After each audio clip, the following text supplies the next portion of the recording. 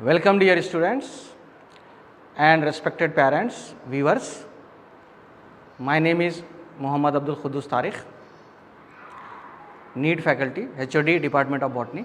I have more than 15 plus years of experience of teaching in competitive exams, especially AIMS, AIPMT and NEET.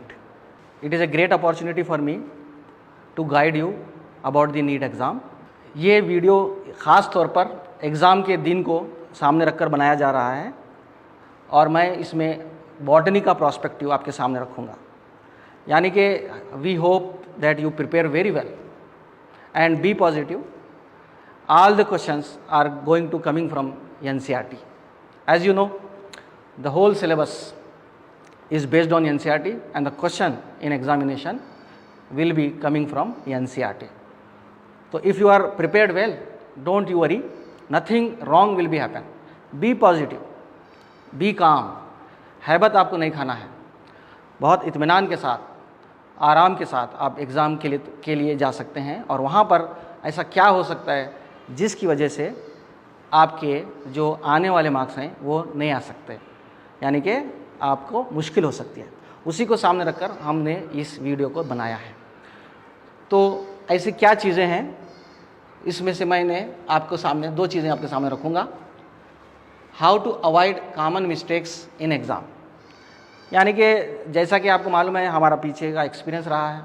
अक्सर student से जब हम बात करते हैं तो वो जो है कुछ चीज़ें हमारे साथ शेयर करते हैं कि इस तरह से होने की वजह से उनको क्या हो गया, आंसर मालूम होने के बावजूद मार्क्स क्या हो गए, कम हो गए. तो ये कॉमन मिस्टेक के अंदर में आते हैं. तो हो सकता है वो मिस्टेक आपके ज़रिए से भी हो जाएं, तो उसको मैं आपके सामने यहाँ पर एक्सप्लेन करूँगा. दूसरा है how to solve all questions smoothly and confidently.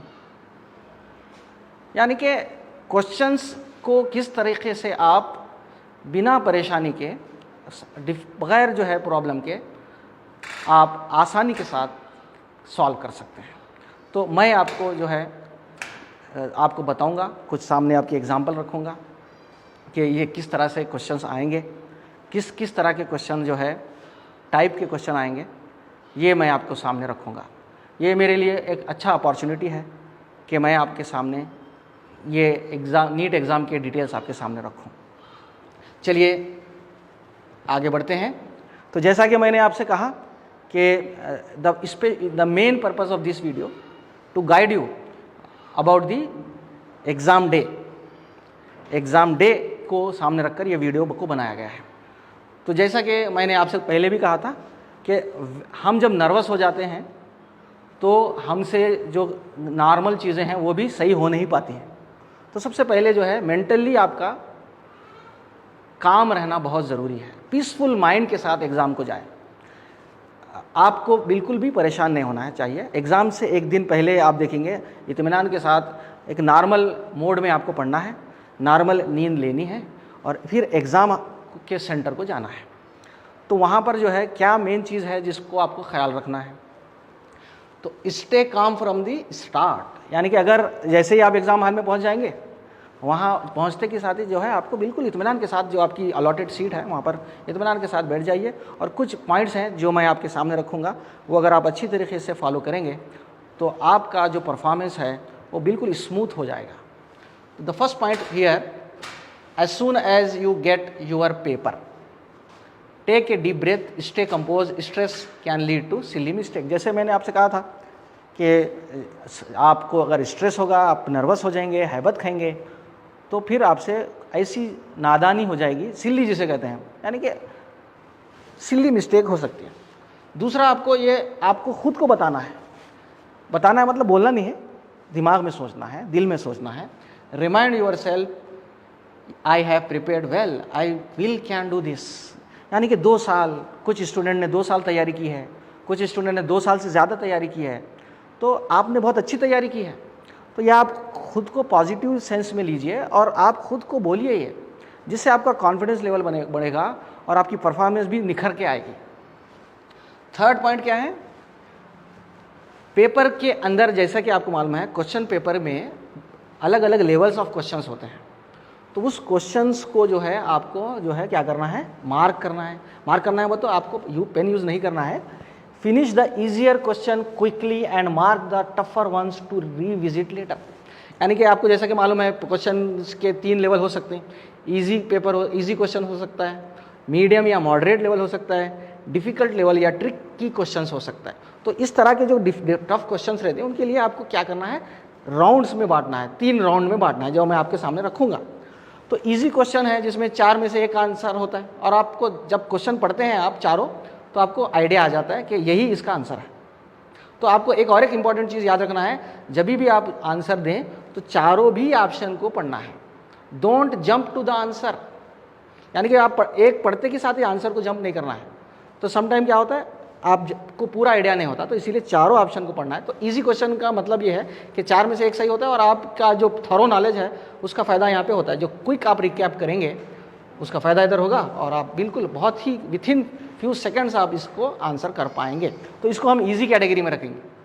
फिर एक होता है जिसमें टफ क्वेश्चंस होते हैं, जैसे कि आपको मालूम है मैच द फॉलोइंग होते हैं, असर्शन रीजन वाले क्वेश्चंस होते हैं, मोर than one answer is correct या इनकरेक्ट होता है, तो डायग्राम बेस्ड क्वेश्चन होते हैं। तो ये क्वेश्चन में कुछ ऐसे क्वेश्चन होते हैं जिसके लिए आपको थोड़ा सा थिंक करना पड़ता है, तो इसको हम बोलते हैं टफ क्वेश्चन। तो आप जो है गैर ज़रूरी को जो है तभी आंसर देने के पीछे ना पड़ें, उसको लिए टाइम दें, 3rd राउंड 2nd राउंड बनाएं, और इस तरह से क्वेश्चन को सॉल्व करने की कोशिश करें।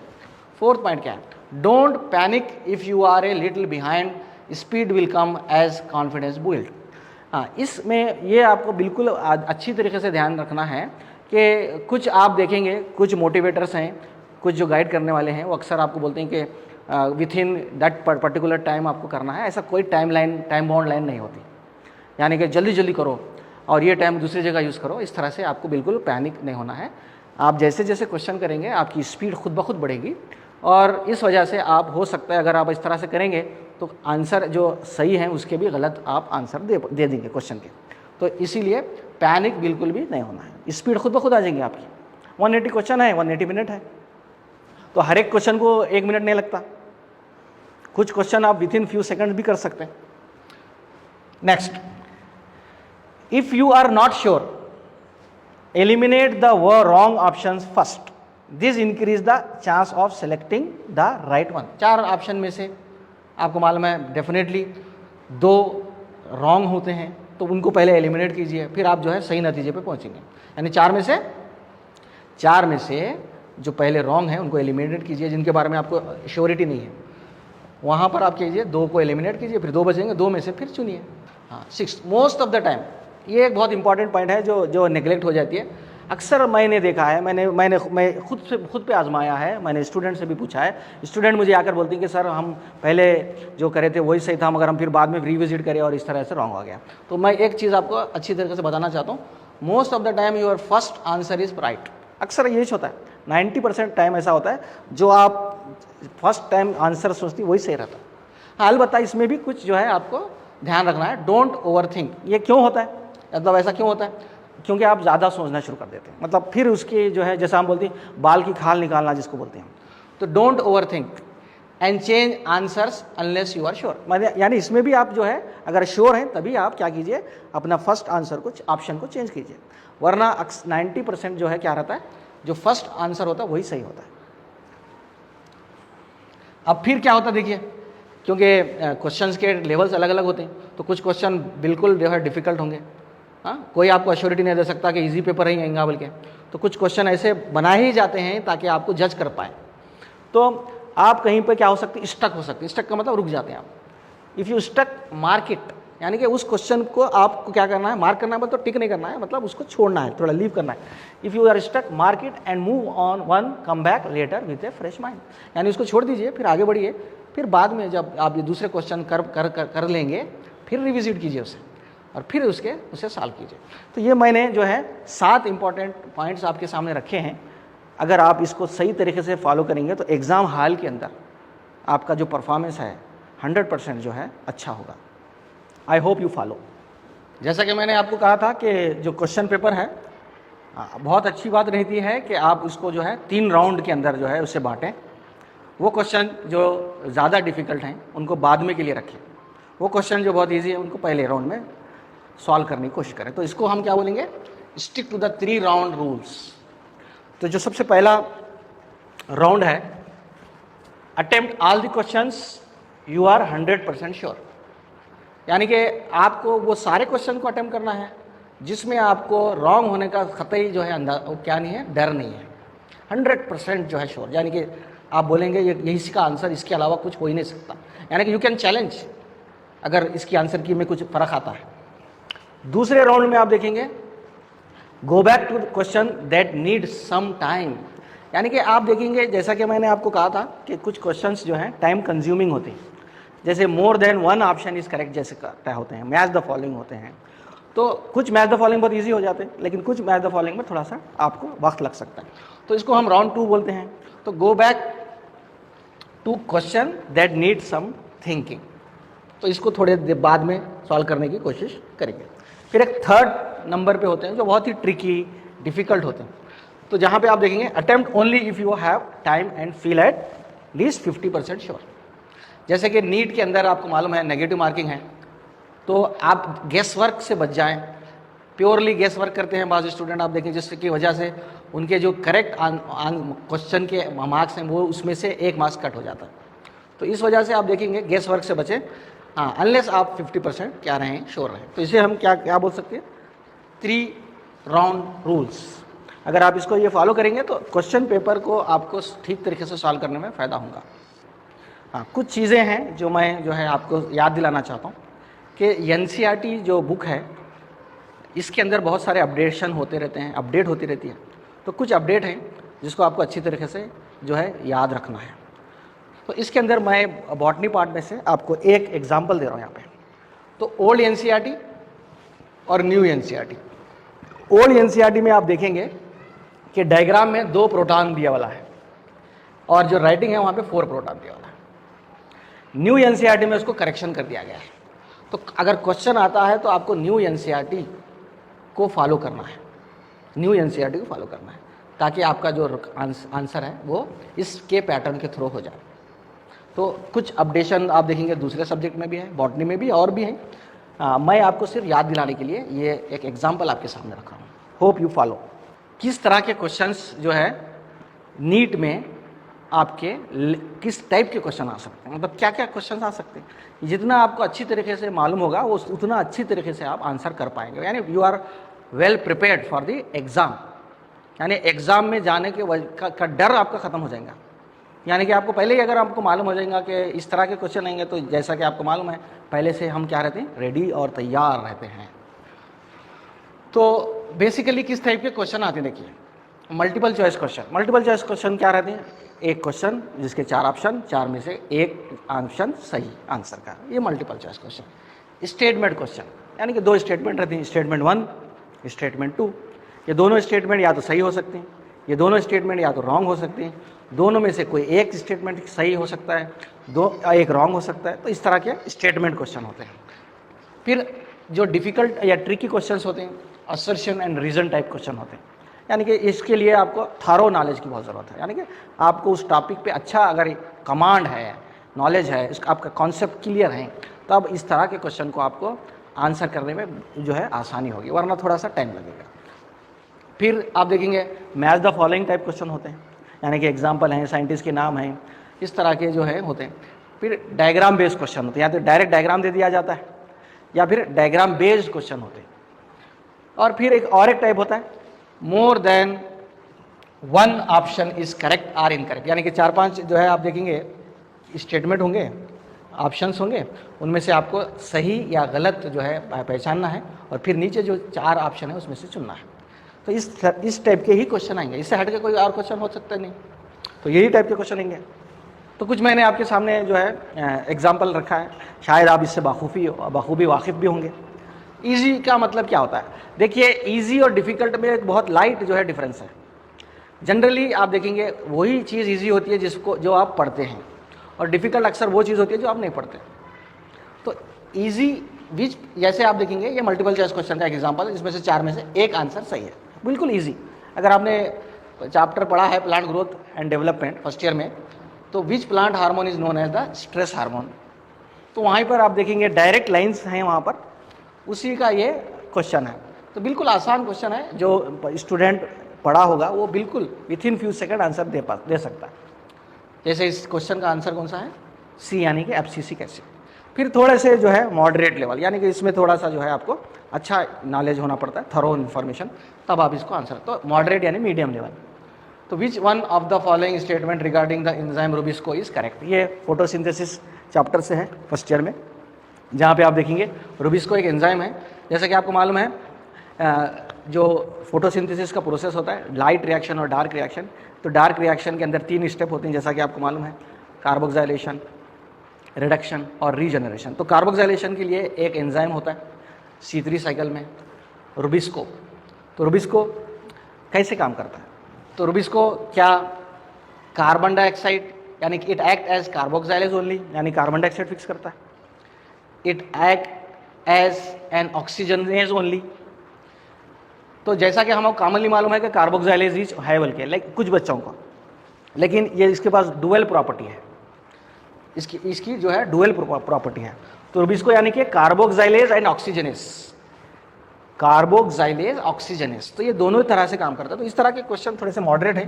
तो इसका जो सही आंसर क्या है, it functions both as carboxylase and oxygenase. तो ये मीडियम। अब एक आपको मैं एक एग्जांपल दूंगा जो ट्रिकी या डिफिकल्ट क्वेश्चन होगा, असर्शन एंड रीजन। तो आप इसकी क्वालिटी देखकर ही पहचान सकते हैं कि इसमें नॉलेज यानी कि इन्फॉर्मेशन कॉन्सेप्ट क्लियर रहेगा, तब आपका जो परफॉर्मेंस है वो सही होगा, यानी आंसर सही होगा। तो glycolysis is occur in the cytoplasm. Glycolysis जो प्रोसेस है रेस्पिरेशन के अंदर, ये सेल के साइटोप्लाज्म में होता है। अब इसका रीजन, अब फिर आगे देखिए, pyruvic acid the end product of glycolysis enters mitochondria. तो ये जो क्वेश्चन है ये डिफिकल्ट क्वेश्चंस में से हैं, और इसका जो आंसर है देखिए दोनों भी सही है, लेकिन क्या है, both A and R true and R is not the correct explanation. तो इस तरह के जो क्वेश्चंस हैं ये क्या हैं, ट्रिकी क्वेश्चंस हैं, डिफिकल्ट क्वेश्चन हैं। इसमें आपका जो नॉलेज है जितना ज़्यादा क्लियर, क्रिस्टल क्लियर होगा, उतना जल्दी आप आंसर दे पाएंगे, करेक्ट आंसर दे पाएंगे। Now very important thing, after completion of exam, यानी कि 4 मई के बाद we are going to release the answer key in our official website. तो आई suggest and request the viewers to visit our website, official website of Wisdom Institution, www.wisdominstitution.com, to see the answer key. This is my contact number, WhatsApp contact number. If you have any queries regarding my subject, regarding the botany, you can ask me in this particular number. My number is 6361412097. Lastly, I thank Wisdom Management, especially our chairman and founder Mohammad Asifuddin sir, and our secretary Mohammad Salahuddin Farhan sir, for giving me this great opportunity to interact you and guide you about the NEET exam, about the botany perspective. One more important thing, khushkhabri, Wisdom is going to start a long-term NEET repeater batch from 16 June 2025. We are going to start long-term NEET repeater batch for those students who are unfortunately lost this year, so they can join Wisdom Institution to fulfill their dreams, and the date of start is 16 June 2025. This is our college buildings. We have separate campuses for both boys and girls with separate hostel facility with boys and girls campus. This is our campuses. This is the girls campus with separate hostel facility. This is boys campus with separate hostel facility. Join Wisdom to fulfill your dream. My dear viewers, NEET guidelines and bulletins link is given in description. Please like, share this video and subscribe our channel. All the best for all the NEET appearing students. Thank you.